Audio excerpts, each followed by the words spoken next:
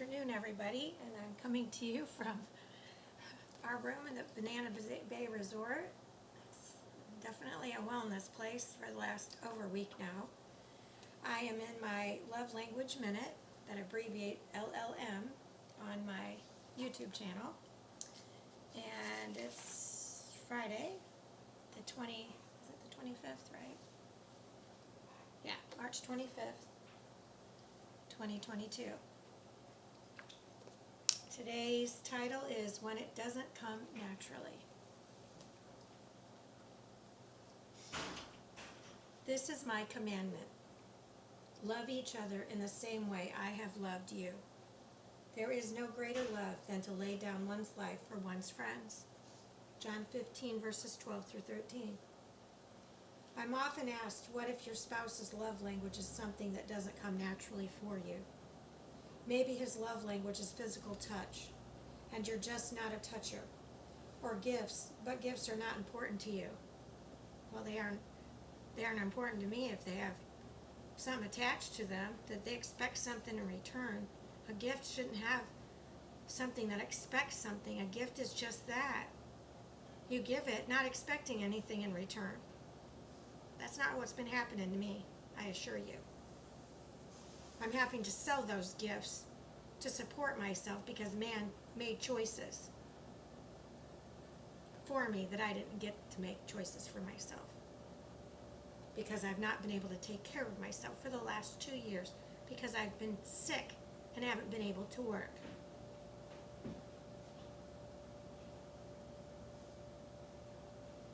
Perhaps her language is quality time, but sitting on the couch and talking for 20 minutes is your worst nightmare. He wants words of affirmation, but words don't come easily for you.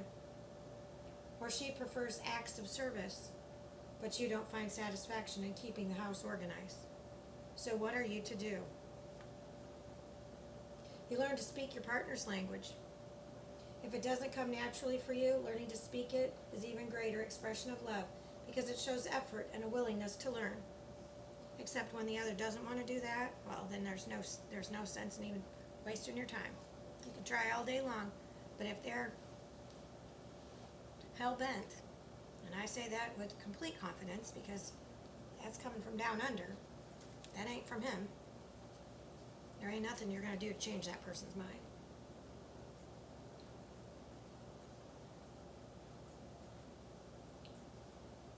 If it doesn't come naturally for you, learning to speak it is even greater expression of love because it shows effort and a willingness to learn.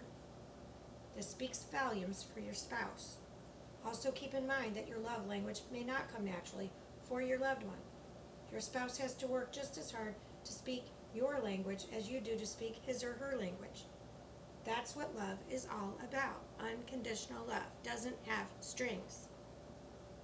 Never did.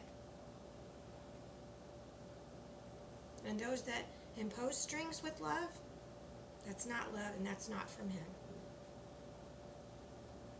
Jesus made it clear that we are to love one another as he loved us. And that is with the highest degree of sacrifice.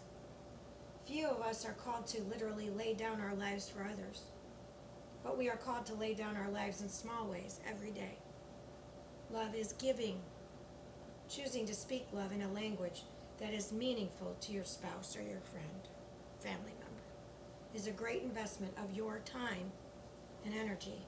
And that's something else man doesn't want to give women the time of day. Their beloved time is more precious than yours. Lord Jesus, thank you for demonstrating for us the greatest kind of love, no doubt. I'm in awe of your willingness to lay down your life for me. Thank you. Please help me to respond with my humble willingness to lay down my life for I don't have a spouse, but for whomever.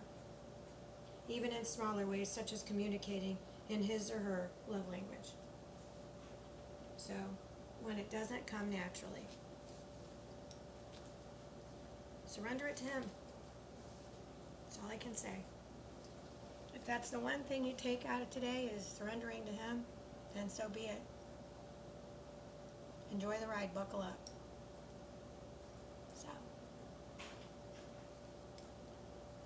coming up. Stay tuned.